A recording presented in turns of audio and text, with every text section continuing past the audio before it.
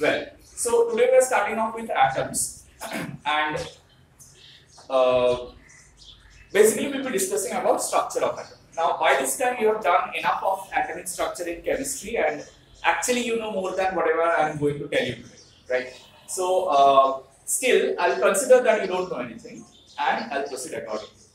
First thing, when they went on making experiments on all the type of physics topics, the question still remained, what are we made up of? During the 19th century, everyone was obsessed about understanding what is inside the matter. Matter के अंदर होता क्या है? In the very microscopic level. So they went on doing experimentation, and cathode ray tube was the first place where we got to understand that atoms has got something negatively charged inside it. Something which is present in every type of atom. कैसे पता चला? Cathode ray tube याद है? हम लोग photoelectric effect में बताए थे कैथोड रे ट्यूब क्या होता है? दो हाई पोटेंशियल प्लेट्स के बीच में एक लो प्रेशर में हम लोग पोटेंशियल डिफरेंस अप्लाई करते हैं, तो वहां पर हम लोग देखे हैं कि फास्ट मूविंग पार्टिकल्स जनरेट होता है, वो कैथोड से एनोड तक जाता है. Cathode is negatively charge, anode is, so that's why we considered the rays to be made up of negatively charged particles. Actually वो नहीं है, हम लोग बहुत एक्सपेरिमेंटेशन करके भी देखा है कि वो negatively charged particle gets attracted by very strong positively charged particles. तो obviously वो negatively charged particles. तो वहां से हम लोग को पहली बार पता चला कि एटम्स जो होता है उसको हम लोग तोड़ सकते हैं. It is not indivisible. तो डाल्टन्स एटॉमिक थ्योरी का फर्स्ट प्रॉब्लम हम लोग वहां पर फेस की. कि डाल्टन ने बताया था कि एटम जो है वो इंडिविजिबल है, लेकिन अभी हम लोग को पता चल गया कि उसके अंदर कुछ अदर पार्टिकल्स भी होता है, सब एटॉमिक पार्टिकल्स होता है. जैसे हम लोगों को पता चला कि एक सब एटॉमिक पार्टिकल में चार्ज नेगेटिव होता है, वैसे ही हम लोगों को ये भी समझ में आया कि अगर पूरा न्यूट्रल होना है तो उसमें कुछ पॉजिटिव चार्ज भी. Thomson was the first person to come up with the idea of electrons. तो उसने बोला, J Thomson, obviously sir J Thomson मेरा दोस्त नहीं है. अच्छा, तो he was actually the person to lay down to some experimental evidence regarding atomic structure. तो उन्होंने बोला, देखो अगर एटम है उसके अंदर नेगेटिव पार्टिकल्स हम लोग को मिल रहा है, मतलब उसके अंदर equal amount of positive particle भी होना चाहिए, राइट? सो कैसे दिखने में होना चाहिए एटम? एक फ्रूट केक है जो हम लोग अभी क्रिसमस में काटने वाले हैं थोड़े दिन बाद, और उसमें क्या होता है, ऐसे फ्रूट्स निकला हुआ रहता है ना, कहीं पर कैश्यू, कहीं पर दूसरा नट, कहीं पर कुछ वो डिफरेंट टाइप ऑफ फ्रूट्स उसके अंदर भरा हुआ होता है, right? So this whole thing is taken as a atom which is made up of positive charge, and the electrons are embedded like pudding. ठीक है? So क्यों इलेक्ट्रॉन्स embedded like pudding कुछ उन्होंने बताया था? वो जो पुडिंग है वही इलेक्ट्रॉन्स है. नहीं क्यों बोले थे? क्योंकि उन्होंने देखा ना इलेक्ट्रॉन्स बाहर आ रहा है ना, तो पाम में से पुडिंग ऐसे बाहर निकाल के खाते हैं हम लोग, खाने के टाइम ऐसे निकाल के खाते हैं, तो वो इजीली निकाल सकते हैं. तो इसीलिए उन्होंने बोला था कि इलेक्ट्रॉन्स इजीली निकल जाता है, मतलब वो पुडिंग के जैसे होना चाहिए. ठीक है? सो पम पुडिंग मॉडल हो गया. अब ये जो मॉडल है ऑब्वियसली बहुत सारा क्वेश्चंस एक्सप्लेन नहीं कर पाया. ठीक है? तो थॉमसन का ही नेक्स्ट जो उनका वर्क कंटिन्यू कर रहे थे वो है Rutherford. Rutherford came up with an idea of doing a proper experiment and finding out कि हो क्या है इसका अंदर है. तो उन्होंने रदरफोर्ड ने एक एक्सपेरिमेंट किया. क्या एक्सपेरिमेंट किया? Alpha particle scattering, right? क्या किए थे यार मालूम है लोगों को? गोल्ड फॉइल मतलब बहुत पतला. ठीक है? गोल्ड का एक बहुत पतला फॉइल लिए थे, उसको एक जगह में रखे थे, और एक रेडियोएक्टिव एलिमेंट एक लेड बॉक्स के अंदर रखे थे ताकि वो अल्फा पार्टिकल एमिट करे. ठीक है? तो वो बॉक्स का एक छोटा सा एनक्लोजर ओपन करके रखे थे ताकि अल्फा पार्टिकल वहीं से निकले और वो डायरेक्ट किए थे टुवर्ड्स द गोल्ड फॉइल। तो सिचुएशन कैसा था, ऐसा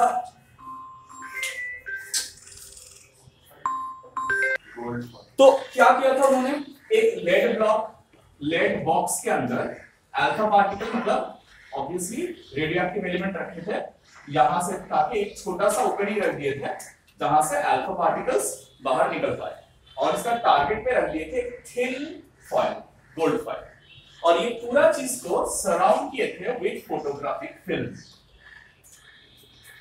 क्यों फोटोग्राफिक फिल्म से क्यों सराउंड किए थे, स्ट्राइक है वहां पे स्ट्राइक राइट, ये अल्फा पार्टिकल्स जो है ये एनर्जाइज है ना, तो वो जाके जहां पर फोटोग्राफिक फिल्म को धक्का मारेगा वहां पर एक मार्क रह जाएगा, और मार्क देख के पता चलेगा कि कहां पर ज्यादा अल्फा पार्टिकल स्ट्राइक किया है, कहां पर कम अल्फा पार्टिकल स्ट्राइक किया है।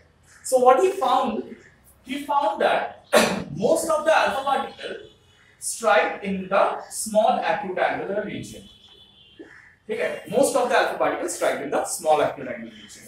बहुत कम अल्फा पार्टिकल है जो मतलब कोलिशन के बाद इस डायरेक्शन में आया है, मतलब ऑपोजिट डायरेक्शन में आया है, ठीक है।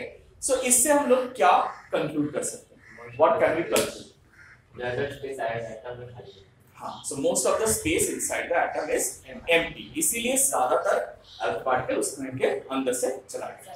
So we can think of this as if a football net is there and you are standing somewhere, वहां जहां पर गोलकीपर खड़े होते हैं, और वहां से तुम बहुत सारा मार्बल हाथ में लेके थ्रो कर रहे हो।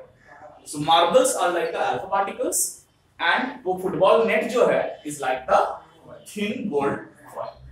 So obviously ज्यादातर मार्बल बाहर चले जाएंगे, क्यों, क्योंकि मार्बल तो होते हैं इतना छोटा और फुटबॉल में नेट होता है इतना बड़ा बड़ा, तो सारा marbles will pass through and will be very few marble by chance अगर रोप को हिट कर जाए तो वापस आ जाएंगे कुछ marbles, right. So that exactly the same thing happened.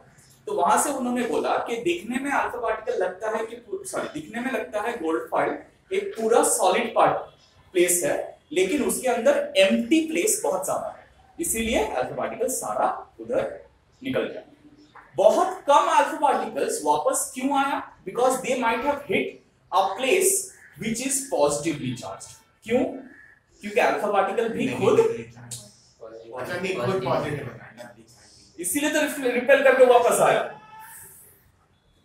सब ये सब बताओगे तो हम तो निकाल देंगे एकदम हिंसा आपके क्लास से। So alpha particles are themselves positively charged. अगर वो धक्का मार के वापस आ रहा है मतलब वे बहुत छोटा जगह में positive charge of the nucleus मतलब positive charge of the atom होना चाहिए, ठीक है। So Rutherford came up with an idea.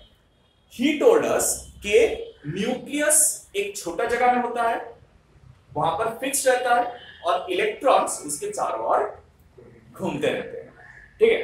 तो ये कंसेप्ट रदरफोर्ड ने दिया, लेकिन ऑब्वियसली रदरफोर्ड का कंसेप्ट डिस्कार्ड किया गया। क्यों, क्योंकि इलेक्ट्रोमैग्नेटिक थ्योरी, इलेक्ट्रोमैग्नेटिज्म का थ्योरी वो अबाइड नहीं करता है। क्यों, क्योंकि इलेक्ट्रोमैग्नेटिज्म बोल रहा है कि अगर इलेक्ट्रॉन न्यूक्लियस के चारों ओर घूमेगा तो वो एक्सीलरेटेड रहेगा, अगर वो एक्सीलरेटेड रहेगा तो वो एनर्जी लूज करेगा और वो जाके न्यूक्लियस को हिट करेगा and it will take some fraction of seconds. तो इसलिए एटॉमिक स्ट्रक्चर बहुत ही अनस्टेबल हो जाएगा, नहीं हो पाएगा, इसलिए उनका कांसेप्ट डिस्कस किया।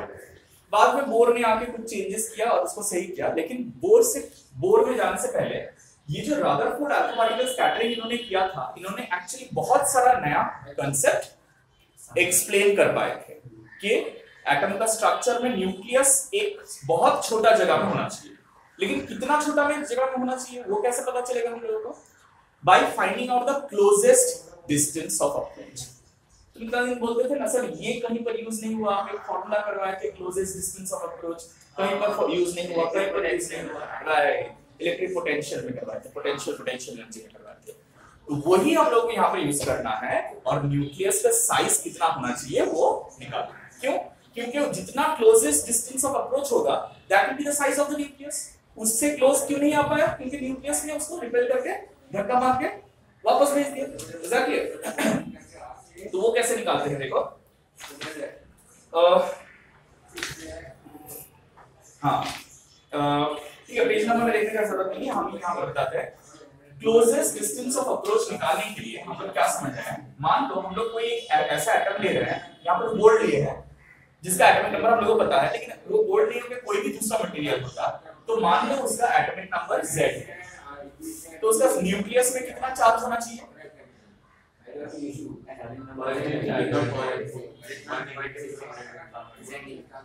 Z into E. You know why? Because Z is the number of protons or electrons in a neutral orbit, neutral atom. So Z into E is the charge of what? Nucleus, right?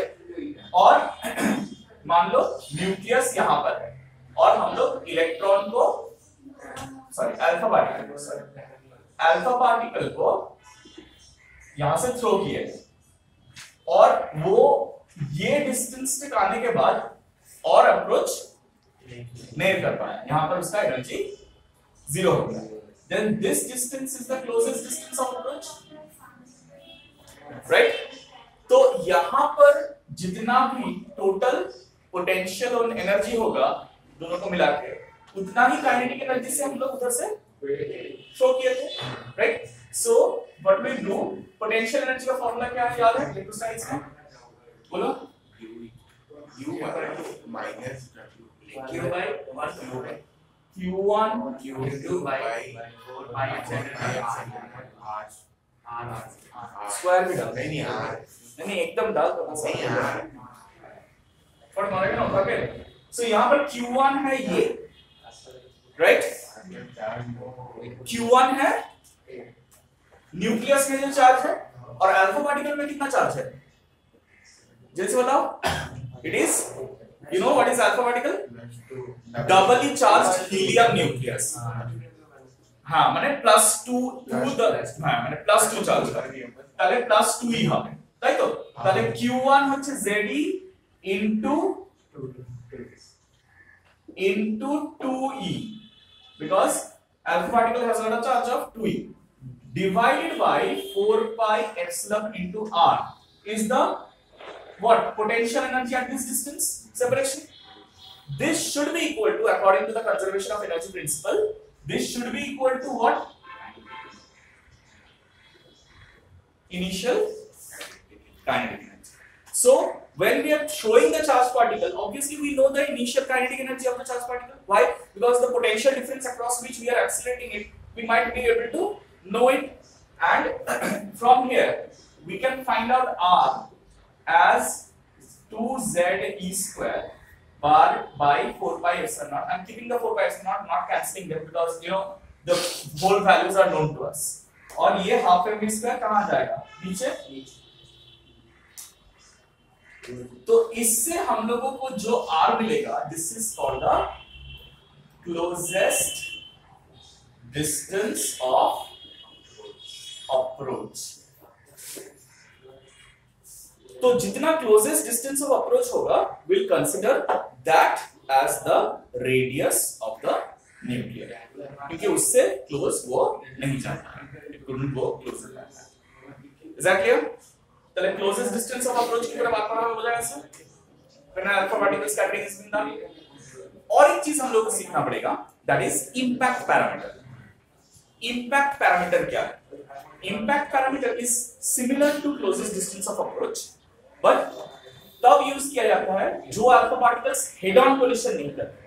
ये हम लोग पकड़ लिया है कि alpha particle nuclear के साथ head on collision कर रहा है, लेकिन इज इट नेसेसरी कि अल्फा पार्टिकल न्यूक्लियस के साथ हेड ऑन कोलिशन ही करे? वो थोड़ा ऊपर या थोड़ा नीचे जा सकता है, राइट? सो थोड़ा ऊपर या थोड़ा नीचे जाएगा, तब क्या होगा? तब हम लोग को इंपैक्ट पैरामीटर को थोड़ा समझना पड़ेगा। What is impact parameter?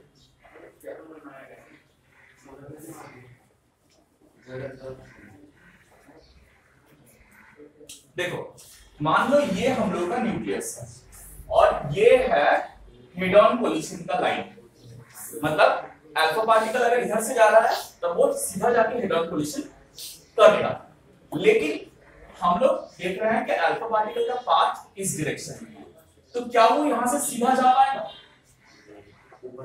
हाँ, वो रिपल्शन के कारण क्या होगा, ये स्ट्रेट लाइन ऐसे चला जाएगा, राइट? समझ में? सो यहां पर इसका हेड ऑन कोलिशन वाला लाइन के साथ ये अल्फा पार्टिकल का जो डायरेक्शन ऑफ मोशन है, ये डिस्टेंस को हम लोग इंपैक्ट पैरामीटर बोलते हैं। क्या बोलते हैं? हाँ, तो इसको निकालने का थ्योरी है हम लोग जो किए थे, याद है? कंजर्वेशन ऑफ एंगुलर मोमेंटम लगा के हम लोग एक्चुअली निकाल सकते हैं, तो इतना कुछ यहाँ पर निकालने का जरूरत नहीं है। Just an expression to remember, z e² cot θ/2 by 4 pi epsilon naught into energy. Energy का मतलब है the kinetic energy of the electron. That is, sorry, alpha particle, half m v². ठीक है? This is nothing but the kinetic energy of alpha particle. Alright? और ये theta क्या है कि उसका ओरिजिनल डायरेक्शन ऑफ मोशन के साथ कितना एंगल में वो निकल रहा है. This angle is the theta. Original direction of motion के साथ कितना एंगल में निकल रहा है, this angle is theta. Alright, तो अगर तुमको इंपैक्ट पैरामीटर चाहिए, क्या है मैंने बोला नहीं, इंपैक्ट पैरामीटर. इंपैक्ट पैरामीटर, तो तुम लोगों को अगर पूछा जाएगा कि इंपैक्ट पैरामीटर क्या है, तो तुम लोगों को ये वाला पोर्शन चाहिए होगा, ये वाला एक्सप्रेशन चाहिए होगा. ठीक है, जहां पर देखो Z है atomic number, E is the charge of an electron and इधर क्या है, kinetic energy of the particle. Is this clear?